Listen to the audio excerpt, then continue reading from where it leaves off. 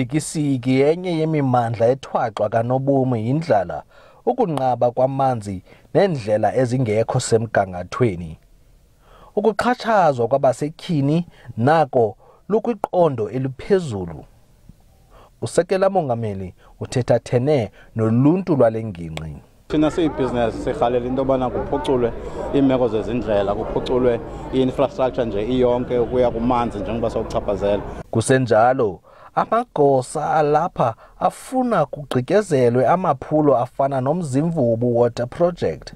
Ezi project zipha kwi-DDM zifuna imali and iza kwenza kube khona laa nto yokudibaniselana i-one plan.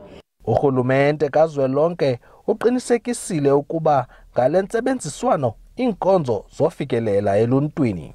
The main idea is to make national government, provincial government and local government to work together in various projects, which is the district development model. Umengameli uzokutyelela umasipala ombaxa eBuffalo City.